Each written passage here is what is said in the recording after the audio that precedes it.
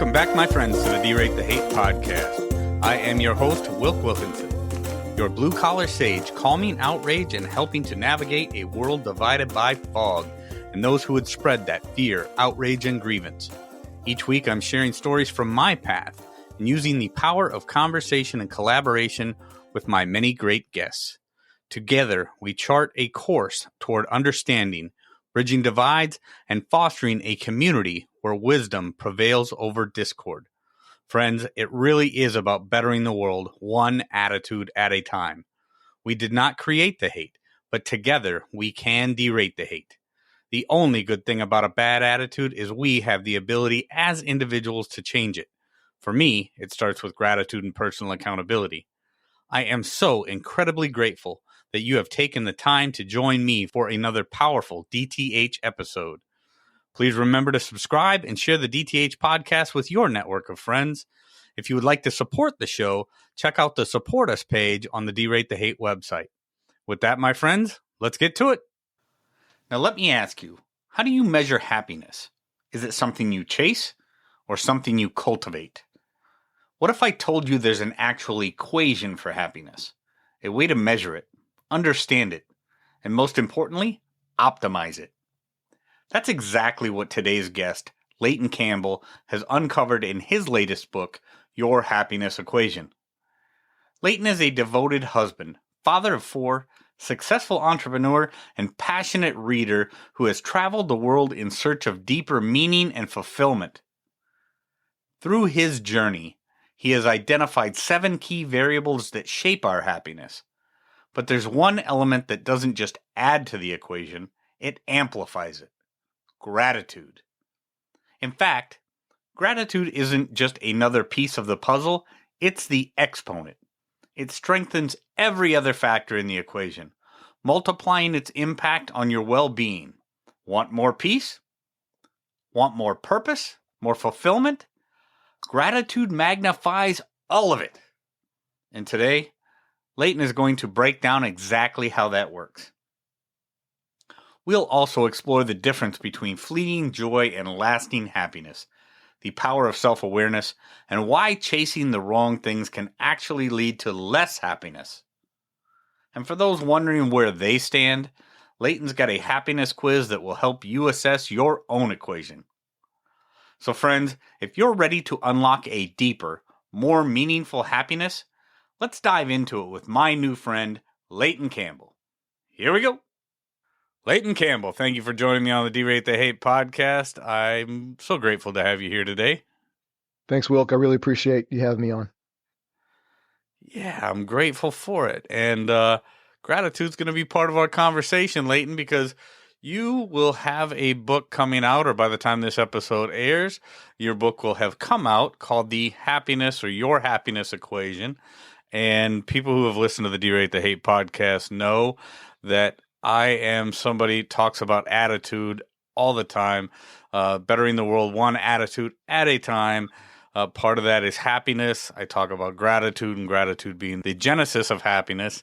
When I saw that you wrote the book, Your Happiness Equation, I'm like, definitely going to have a conversation with Leighton, so I'm grateful that you're here, my friend. Let's start with, how did the happiness equation come about? I know it had something to do with your kids, and they had asked you something, and then all of a sudden you started working through this thing personally, and I know a lot of times these things are a personal journey. So tell me about your journey, Leighton. Where did the happiness equation start for you? So the very first discussion about your happiness equation, what turned into your happiness equation was a conversation with my kids. So we were sitting around and I was kind of moderating a conversation, and I was like, hey guys, let's see if we can come up with an equation, to measure happiness. So we get into all types of crazy conversations, and this one was flowing. They had ideas. I was kind of steering them in a certain direction. I had some things I chimed in on. And then at the end of the conversation, I looked at the equation. I was like, man, I think there's something here. I think there's something to this. So I'm in a business networking group. And at the time, I was the educational coordinator. So every week as the educational coordinator, you had to bring something to the group and do like 4 to 5 minutes on an educational topic to help out with like business, life, anything in that area. So it had been about a week since I had that conversation with my kids. And so I had a week to kind of like do a little bit more reading, research, polish it up a bit. So I did that presentation for my group. And I've been in the group 13 years now. I've probably been educational Nice. coordinator maybe 7 years. So that's 7 years doing about 50 presentations a year. The most I ever get is a high five as I go back to my seat. That's about it. After I did this presentation, I'm not kidding, almost everyone in the chapter, there's about 40 of us, either called me, texted me, pulled me aside, sent me an email and said, Leighton, the thing you talked about, it really resonated with me. I've been thinking about XYZ. I know I need to improve here. Like it was just an overwhelming response. I had no idea it would be anything more than a conversation with my kids and a topic for a meeting that I would never come back to. And after I got that response, I'm like, man, something is here. I need to develop it and then see if there's something like legitimately here. And if there Sure. is, I need to get it out.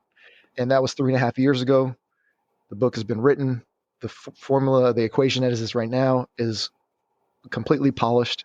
And we've done it with hundreds of people at this point. There is something there. People are, although the book hasn't come out yet, the nature of the questions had people open up and think about things and reassess their life in certain areas. And yeah, so it's been a great response. And that's the genesis of it. That is absolutely beautiful, man. I like the fact that you have this. Well, I love to hear people's stories about their journey, and the idea that you've got everybody in this group that is calling and texting, and that you touch their lives with this thing. So we can go one of a couple things, or one of a couple directions. Sure. In that, I mean, personally, I'm interested because just because I'm always thinking about what's going on with my kids and the conversations that I'm having and doing things with them. If you're willing to throw it out there, what was the Sure. conversation you were having with your kids that turned on this light for you, Leighton? What was that conversation? What were the different elements of this thing that all of a sudden turned on this light bulb for you? Sure. I don't really know kind of like why the conversation came up in the way that it did, but knowing myself, I probably have an idea. You have kids, so you may be able to relate to this. I guess everybody's different and everybody's kids are different, but a lot of times if I go with the direct approach with my kids, I'll get the resistance. So a lot of times if Mm-hmm. I'm trying to get a point across, I'll kind of back end into it, and if they can come up with the solution, that's the best. So that's kind Yeah. of what Yeah. I'm guessing is what happened. Yeah, so I would imagine there's probably something going on with one of my kids, and I maybe saw that they were maybe struggling either with a particular thing going on, or maybe I saw that they were unhappy, and I was like, okay, well, let's talk about this. Let's see if we can kind of take me out of it to a degree and come up with some things to like influence happiness in a positive way, and that was the genesis. And I in schedule in coming up with the equation, I tried to do there's basically 7 variables, and I tried to do only variables that were universal. So Okay. that was where a lot of the discussion came in with them and with other people in my own research. Is like, okay, that's interesting. Does that apply to almost everyone on the planet? And I think I've, distilled it down to the things that apply to everyone. And one of them is gratitude. That's a whole chapter in the book on that. Very nice. Very nice. So before we get into what those 7 variables are, gratitude being one of them, Sure. let's let's when you think of happiness, or when you have to define happiness, or when you're talking to your children, Leighton, about what happiness is and the definition of happiness, how do you define that? Yeah. So happiness is an interesting thing because people feel that they know it when they are experiencing it because it's usually tied to like an emotion. And in the book, I start off by setting the table and the foundation of the discussion where I am not talking about happiness as an emotion.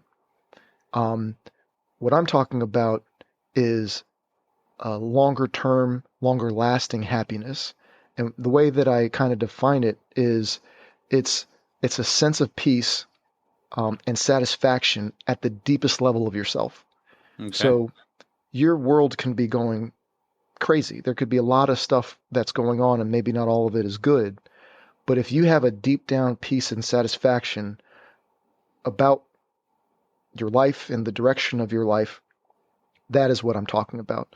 Sure. The emotion of happiness is very tricky because if you chase the emotion of happiness, you're almost destined to become unhappy Yep. because Yep. it's an emotion. But if you build structures in your life, which is hard work to build the structures that have a byproduct of happiness, that is something that you can actually do. And that's kind of some of the things we talk about in the book. Nice. Yeah, this brings to mind a number of different things for me, Leighton, and because I've had this conversation with a number of people. Obviously, happiness is one of the things that I talk about, and some people separate the two by calling part of it, the situational part is joy, and the long term state of being as happiness, and some people will just separate it out as kind of like you're saying, is that you've got the state of being happy, or you've got the situational happiness kind of thing, and so there's a lot of different ways that people go with this, and I never claim that anybody's right or anybody's wrong, but when I think of well, no, I do claim that some people are right and some people are wrong, but not when it comes Okay. to happiness. Okay. So when it comes to the happiness, comes to the joy, we think about these things, and for me, as I take in these different things and these conversations I've had with people on the topic, I can't agree with you more. If you're just chasing those moments of joy or moments of happiness, and you're just constantly seeking out that little endorphin rush from this or that little endorphin rush from that, just to get you over the hump, to keep you from being miserable, well, you're just going to be you're constantly fighting misery. You're not you're not working towards that state of being happy, right? Exactly. So I think it's a hugely important point that we definitely want the DTH listeners to come away with on this, is just chasing those moments of joy or those moments of happiness is going to be a never-ending process, but trying to find true happiness that takes your soul to a being or a state of being happy is the important part. So let's dive in then, Leighton, to what you're talking about now, these seven variables of the equation that is your happiness. Yeah. So essentially, there are 7 questions that I would ask someone, and based on their responses, they would go into the equation that I created, and then it would give you a score on a 0 to 100 point scale. So I can go through the questions so you kind of get an idea, and each question is a variable in the equation. So the very first question that's asked is, are your basic human needs being met? And that's just a yes or no question. Okay. Then the second question is, do you belong to any groups that meet regularly and have a significant meaning to you? Again, yes or no question. Then the third Okay. question is, how would you rate the value that you bring to those groups? Now, this one's a little different because this is now on an A plus to F scale based on the American school system. And for any Sure. listeners or anyone who's, maybe not familiar with the American school system, it breaks it down to excellent, above average, average, below average, and unsatisfactory. And then there are 3 levels within each of those categories. So even if you have no idea about the American school system, you can still kind of pick where you fall on that Sure. scale. So again, what we just mentioned was the value you bring to your group based on an A plus to F scale. Then the fourth question is, on an A plus to F scale, how would you rate your gratitude? So that's where the gratitude piece comes in. Uh, Mm-hmm. Mm-hmm. Interesting thing on that, but I'll come back to that in a second. Then the fifth question is, when something meaningful to you does not go as expected, negative impact on your emotions lasts a short time, moderate time, or a long time. So there's three options there. The sixth question is, do you believe your life has a purpose? And then the last question is, on an A plus to F scale, how would you rate your progress to achieving your purpose in life? And those Nice. are the questions. Okay. Yeah. Yeah. No, and this I love it because it is. I mean that is a very simple thing when you put pen to paper and really sit down and look at your different things.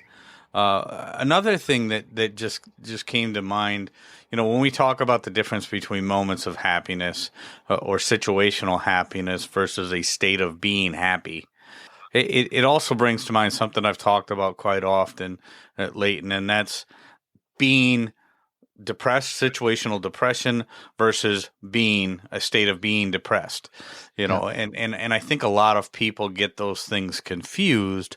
But the one question, when you talked about how long does it take you to recover from things, a period of disappointment or a situation of disappointment and things like that. And then you combine that with the gratitude and the direction that I always go with gratitude, and the thing that I always try to bring back to home base for people when it comes to things like gratitude is as you naturally start to look for things to be grateful for, they will become more prevalent, more apparent to you in your surroundings, in the world. So as we are searching for that state of being happy, we as long as that's at the forefront of what we're doing. So anytime we ask ourselves that question, what are some of the things that I'm grateful for?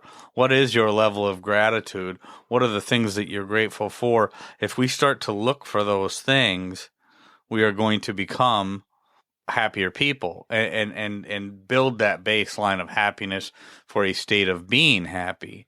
I think those two are so interrelated because that ugliness of situational depression versus a state of being depressed, it Yeah. works the same way, right? I mean, if we're constantly focused on those things that disappoint us or get us to a point of depression or situational depression, we find ourselves getting closer and closer to a state of being depressed. Talk about that a little bit for me in how that applies in your happiness equation. Yeah. So a couple things. First of all, in the equation, gratitude is the position of it. It's an exponent. Now in math, exponents are one of the most powerful mathematical concepts Mm-hmm. because not only does it increase something, but it increases the rate of the increase. Mm-hmm. So based on my trying to position everything in the most important, like where they belong, I put a lot of weight on gratitude because gratitude touches every every other variable. I mean, if your basic human needs are being met, how blessed are you? Like you have food, water, shelter, security. Like that in and of itself, even if everything else was going wrong, if you could say yes to that question, you have a lot to be thankful for. Do you belong to groups? Like if you belong to a group where people love you or at least like you and respect you, if you have that kind of relationship with people, that is huge. There's a lot of people in the world and in America, unfortunately, that they don't have anyone. And if Mm-hmm. you're one Mm-hmm. of the fortunate people that have someone, that is also huge. And I can go through all of the variables, but the idea is we have a lot to be thankful for.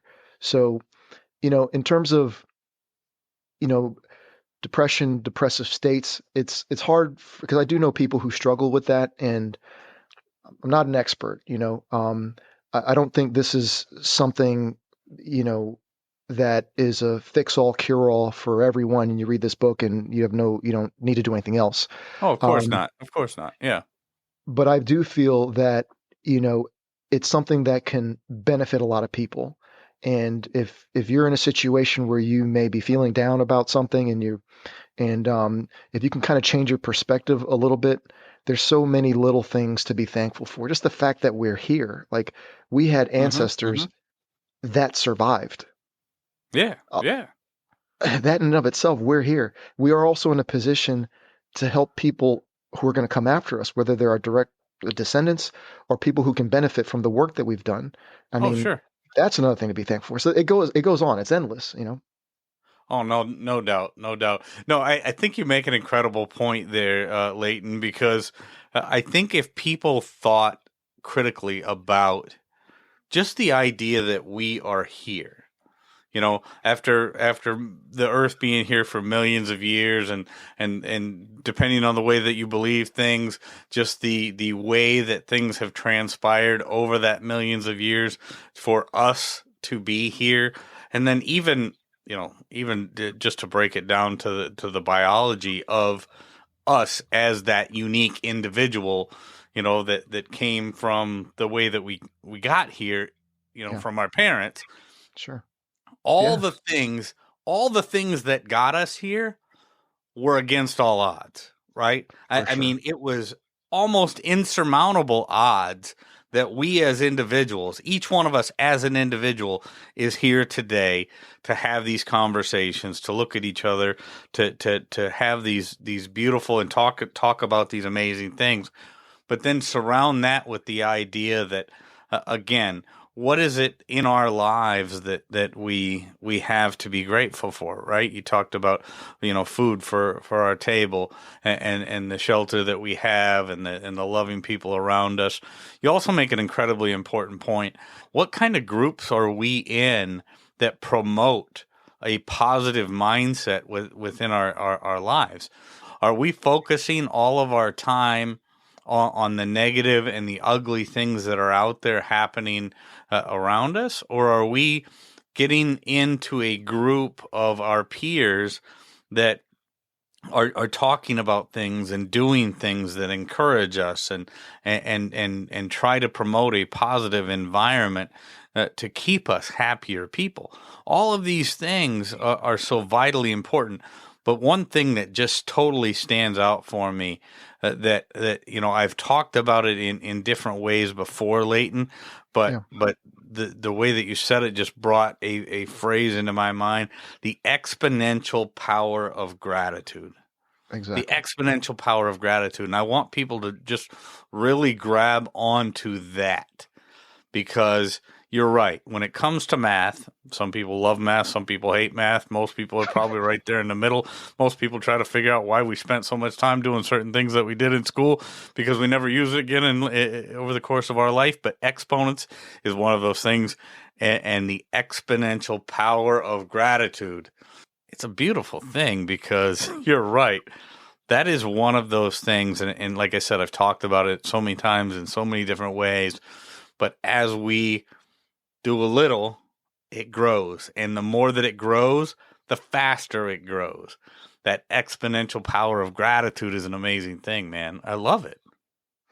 Yeah, yeah. I had to kind of figure out where, after I figured out what are the components that I think are, and you kind of know the questions and the variables, and I had to figure out, okay, well, where do I put everything? And I was like, yeah, gratitude is extremely important. So I want to make sure that it is in a place that shows the importance of it. And it is one of those things that touches almost all the other variables. So, and by the way, Wilk, your listeners, for free, there's no credit card, no email required. They can go to our website. They can go and take the happiness quiz right now and get their score.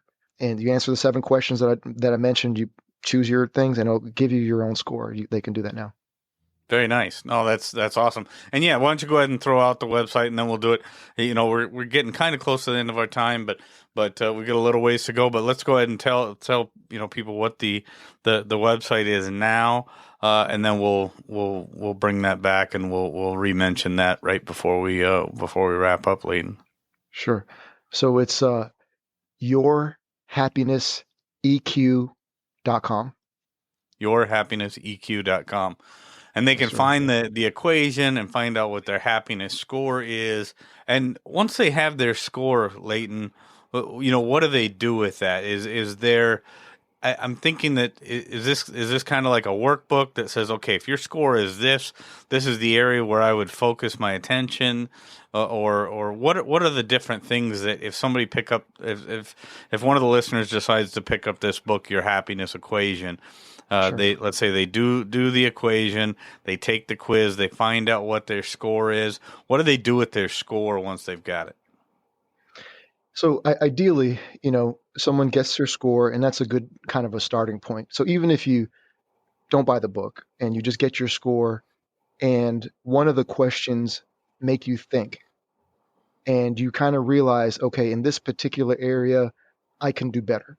So the fact that you chose the level that you're at means that you know that you could do more to increase that level. Now, Mm-hmm.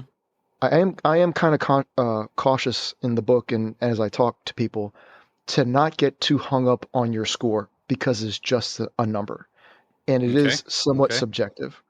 So what I don't want people to do is I don't want people to be hyper focused on their score and try and maximize it and trying to get to 100. That is a horrible idea and please don't do that. Okay. In the book, what I talk about more is optimizing. So we're not trying to get the maximum score, we're trying to get the optimum score. So based off of where you're at in your life, what you have going on, there may be only so much you're able to do in a particular area. And if that's where you are and your plate's full, you can't really do any more, and you're also being honest with yourself, then that's where you are and that's okay.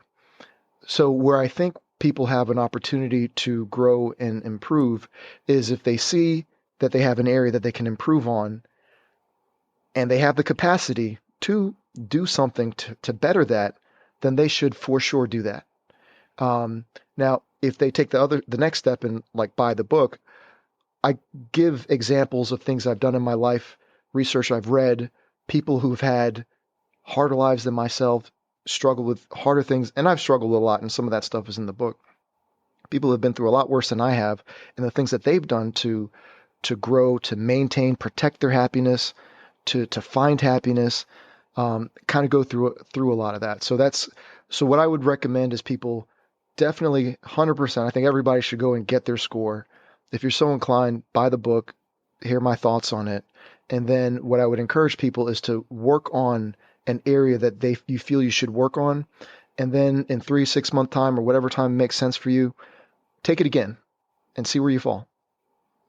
No, I think that's fantastic advice, and three things stood out to me right there, Leighton, and that's optimize, and instead of maximize, and then be honest in how you do it. Because obviously, if you're just chasing the highest score, you're going to have a much stronger incentive just to maximize that score, and then you've got a false reading per se, right? I mean, Yeah, that's that's like grabbing the thermometer, thinking that you're sick, and then not having the score that you want, so you hold it up to the light bulb. It's like, okay, exactly. I'm gonna be sick no matter how. But no, I love that. Optimize versus maximize. Be honest with yourself. Focus where you think you're going to get the best results, and then yeah, like I said, really, when you break down happiness, like I said, I always talk about gratitude being the genesis of happiness. And one of the big things that I want to take, people to take away from this particular episode is the exponential power of gratitude, because now I love that saying. I'm going to use it a lot more. But, Sure. but the, the reality is building that awareness of who we are, where we are, and where we can improve is always going to be is always going to be great. Self-awareness is one of our greatest tools as human beings. It's a gift that we have that the vast majority of the animal kingdom does not. The ability to be self-aware and maximize and improve where we have that ability. I think it's incredibly important. Leighton Campbell. So the website again is yourhappinesseq.com, and Correct. the book is Your Happiness Equation. Is that right? 100%. Beautiful, man. This has been a great conversation. Tell me, give me some parting words for the DTH listeners, Leighton. Your Happiness Equation is the book. Give me some parting words for the DTH listeners, and then we'll wrap this one up. For sure. I would say this book is not only for people who struggle with happiness or trying to find happiness. It's not only for them. It's also for people who are naturally happy. They may not know that is a gift and they need to protect it. It's not something that they can take for granted. You don't know what life is going to be thrown at you down the road. So being, first of all, thankful that you are in that position and actively protecting it is also some stuff that we talk about in the book. So whether you're searching for happiness or you just want to protect your happy nature, this definitely is something that can help. Very cool. The website is yourhappinesseq.com. Leighton Campbell, very grateful for you, man. Grateful for the work that you're doing. And I look forward to seeing how this all shakes out. Thank you much. Sounds good. Really appreciate it, Wilk. Friends, if there's anything in this episode that provided exceptional value to you, please make sure to hit that share button. Share it with your friends, share it far and wide. And of course, if you haven't done so already, be sure to subscribe right from our website so you can get the D-Rate the Hate podcast sent to your email inbox every week. So this is Wilk wrapping up for the week saying get out there, be kind to one another, be grateful for everything that you've got, and remember it's up to you to make each and every day the day that you want it to be. If there is something that you would like to share with me, you can catch me on most social media platforms or you can email me directly, wilk@wilksworld.com. With that, my friends, I am going to back on out of here and we will catch you next week. Take care.